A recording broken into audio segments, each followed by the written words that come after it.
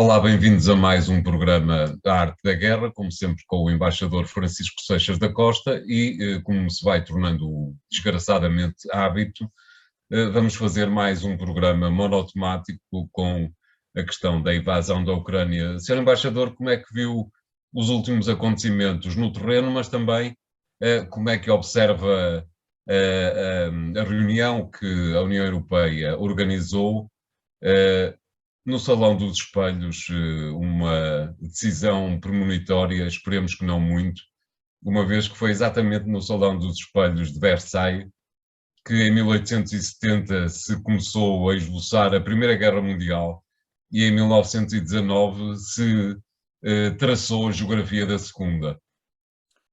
Verdade. E estivemos sentados à mesa nesse final de 19, porque Portugal era parte dessa guerra e, em particular, porque precisamente entrou para a guerra para estar sentado nessa mesa para defender aquilo que era o Império Colonial e que é, no fundo, um dos grandes objetivos da entrada para a guerra.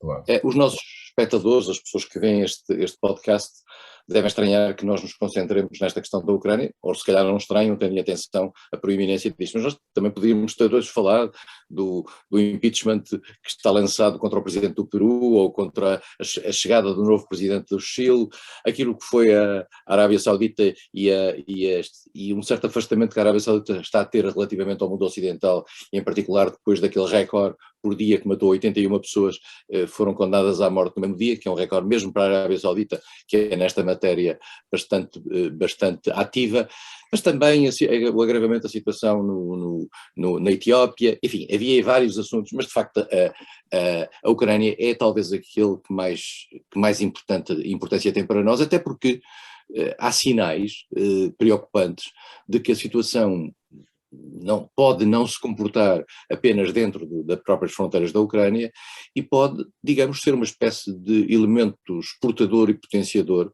de um conflito a nível internacional bastante mais alargado, com consequências de natureza, em matéria de vítimas, muito superiores. E, portanto, eu já não estava a falar, já abordámos esta questão outro dia, da questão nuclear, mas mesmo um conflito de natureza convencional, com uma dimensão europeia alargada, seria algo muito, muito preocupante, muito sério, e mais do que isso, algo que seguramente estaria para ficar em termos das próprias consequências sobre o funcionamento do mundo.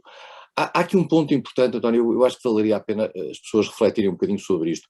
Nós, com esta crise, nós rompemos pela primeira vez aquilo que era uma situação que não era já muito saudável, mas que apesar de tudo tinha alguma consistência sobre o ponto de vista de um equilíbrio formal no plano político, que vinha desde o final da Guerra Fria. Isto é, desde o final da Guerra Fria, nós sabemos que tinha havido uma agressividade e uma confrontação entre, por um lado, a Rússia e esta aproximação da NATO, que tinha causado um mal-estar na Rússia.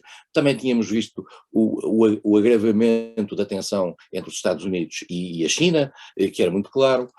Agora, a Rússia, ao romper, digamos, um certo equilíbrio, um equilíbrio que já era pouco saudável, como eu disse, mas que apesar de tudo se manteve, por exemplo, quando foi do 11 de setembro da guerra contra o terrorismo, na qual a Rússia, a China e vários outros países colaboraram nesse combate contra esse inimigo não estatal, que eram as entidades que se movimentavam quer no Afeganistão, quer mais tarde naquilo que foi o Daesh, um produto, no fundo, da instabilidade criada no Iraque, com consequências na Síria e depois por toda a Europa, e agora também pela Ásia, pela África. Nós estamos aqui num momento de viragem, e este é o ponto. E ninguém esperava, aqui há meia dúzia de meses, que a Rússia fosse o elemento de viragem. Toda a gente esperava que fosse a relação com a China que aqui se caísse. Neste momento Exatamente. estamos numa situação de grande gravidade. A comunidade internacional tem vindo a punir a Rússia por aquilo que considera ser uma agressão não provocada pela Ucrânia, porque mesmo que a Rússia se queixe de um certo desequilíbrio no balanço estratégico internacional, que é em seu desfavor, aquilo que é a brutalidade da ação militar feita na Ucrânia faz-lhe perder qualquer tipo, eu diria, de argumentos sob o ponto de vista da racionalidade de uma discussão nesta matéria. E por isso mesmo, a violência disto, a circunstância dos órgãos de comunicação social, e ainda bem, mostrarem essa violência e mostrarem a gravidade desta atitude. A circunstância também por razões que aparentemente também têm a ver com o funcionamento dos mecanismos de natureza militar. Muitas destas ações terem consequências em termos de vítimas civis muito para além daquilo que é, ou parecia ser normal, porque nós estamos habituados a uma guerra entre militares, as vítimas civis são vítimas colaterais e é das regras procurar o mínimo possível de vítimas civis. Mas uma guerra feita à distância, como grande parte desta guerra através de mísseis, é uma guerra muito menos eficaz na capacidade de atingir exatamente aquilo que quer, e por isso mesmo as vítimas civis são muito grandes. O que é que nós temos visto nestes tempos?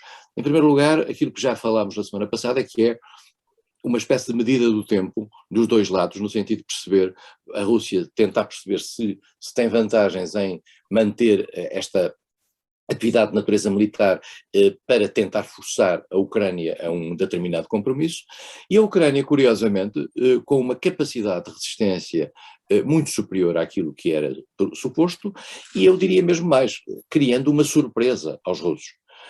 Aquilo que são as várias frentes que a Rússia criou, para além daquela que já existia no Donbass, com as duas repúblicas, essas resistências são muito superiores àquilo que se previa, mesmo tendo em conta que uma das fronteiras grandes é com a Rússia, portanto suponha-se que o avanço das tropas russas se faria, não digo numa passadeira, mas apesar de tudo, tendo em conta a diferença que existe entre a capacidade militar dos dois países, parecia que a Rússia ia por ali para dentro, verificou-se que não. E verificou-se que mesmo com a ajuda da Bielorrússia a norte, a Ucrânia foi capaz de resistir e mais do que isso foi capaz de criar bloqueios ao avanço destas testas de ponte que foram criadas. Nós não sabemos, não temos ideia do que é que está a ser discutido entre as delegações ucraniana e russa nestas várias encontros que têm sido feitos. Sabemos que um dos pontos é seguramente os corredores humanitários e já verificamos que alguns deles entraram em funcionamento. Mas há, com certeza, já questões de fundo relativamente à acomodação das três questões fundamentais, que é a existência ou não das repúblicas em Donbass, a questão da entrada da Ucrânia para a NATO, há declarações já de Zelensky no sentido de quase desistir dessa pretensão, e finalmente a questão da Crimeia, que tem sido mais ou menos escondida nesta matéria. Mas acha que estas negociações poderão levar a algum lugar? Isto não será pura perda de tempo? Não considero que seja perda de tempo. Acho que vão afinando aquilo que é, digamos, as capacidades de compromisso e as possibilidades de compromisso. Porque no início a sensação que havia é que a Rússia pura e simplesmente não movia, e até agora também não há sinais que tenha movido, e que pura e simplesmente fazia um dictate sobre a Ucrânia e estava à espera do momento em que a Ucrânia claudicasse. Tendo em conta a resistência da Ucrânia, tendo em conta que o escândalo internacional e em particular o isolamento da Rússia no plano internacional é muito elevado, nós acabamos por verificar que havia aqui um espaço para a Ucrânia afirmar o seu caso e não necessariamente apenas através da confissão da sua derrota e do pedido de cessar fogo entregando as cartas. E portanto estamos aqui numa situação que tem consequências, obviamente, sob o ponto de vista militar e até em termos de vítimas, a resistência é isso mesmo, e aquele discurso que diz, bom, se calhar a Ucrânia no fim acabará por desistir, e valia a pena ter desistido no princípio. Este discurso é um discurso sem senso para quem está com uma guerra a defender o seu próprio país e a defender aquilo que considera ser a sua autonomia. E por outro lado também não tem qualquer senso, eu vou ter cuidado nas palavras que vou dizer, fazer-se uma análise àquilo que são as discutíveis credenciais do governo ucraniano. O governo ucraniano há muitas dúvidas relativamente àquilo que são as pulsões de natureza nacionalista radical que existem no governo ucraniano. Mas a questão não está aí. Se o governo ucraniano fosse uma ditadura, o governo ucraniano tinha todo o direito de existir perante uma ameaça externa. Portanto, nós não podemos estar a pôr em causa ou a discutir a legitimidade da ação russa em função da natureza do governo ucraniano, seja ele qual for. Essa não é a questão que está em jogo neste momento. Há muitas dúvidas sobre o governo ucraniano. Há muitas dúvidas. Zelensky, que há 1 ano e tal, estava a ser condenado pela União Europeia por ter tomado atitudes autoritárias, nomeadamente em relação aos meios de comunicação social. Exato. Mas um governo, eu já aqui disse uma vez, e não vejo muitas pessoas dizer isto, as ditaduras, e que não é o caso, a Ucrânia não é uma ditadura, mas as ditaduras têm tanto direito a existir como as democracias. Não há uma hierarquia no plano internacional entre as ditaduras e as democracias. Nas Nações Unidas há, eu não diria que é metade, mas quase metade dos países são regimes autoritários e ditatoriais e nem por isso deixam de ser personalidades internacionais. E, portanto, nem que a Ucrânia fosse uma ditadura, que não é, a Ucrânia tinha toda a legitimidade para resistir relativamente a uma ameaça russa que ela não provocou. Esse é que é o ponto também importante. Nós não assistimos a uma entrada da Ucrânia dentro da Rússia, ou mesmo àquilo que o Sr. Putin, a uma certa altura, disse que era um genocídio que estava a ser cometido sobre as populações de Donbass. Não é verdade. Não há nenhum elemento que substancie isso.